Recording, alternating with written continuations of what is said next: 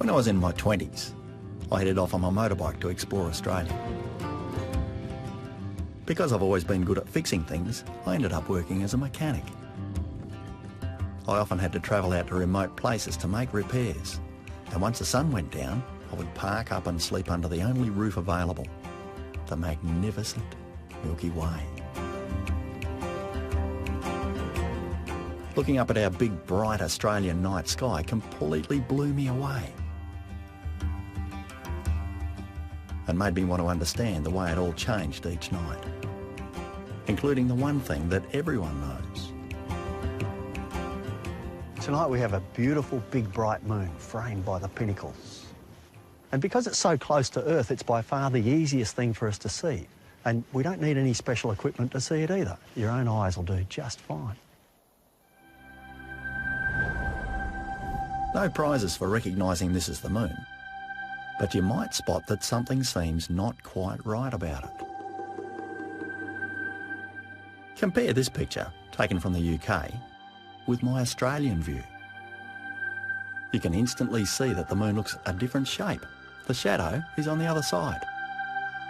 But that's not all. Look more closely at the patterns on the surface. The big dark area on the left of the moon is the Sea of Tranquility. It's the place where Apollo 11 landed. The Eagle has landed.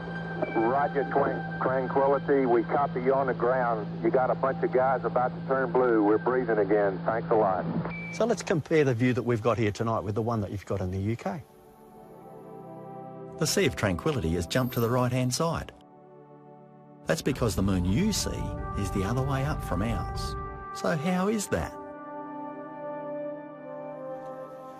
Everyone on Earth is seeing the same moon at the same time. We see it a different way up because we are a different way up.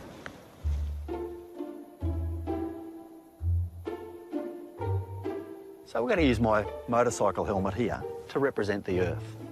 And we're going to use this little camera to represent you sitting on top of the Earth.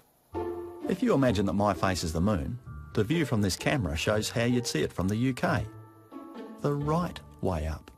And if we travel from the UK to Australia, we're going to go around the curve of the Earth until maybe I look a little different.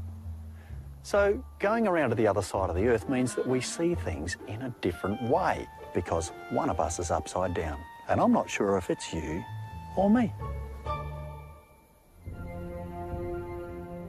Our opposite views of the moon turn its monthly phases on their head too.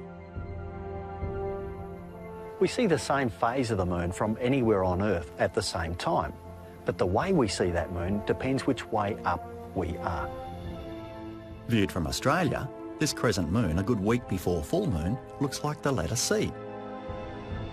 While for you in the UK, the same moon looks more like a capital D.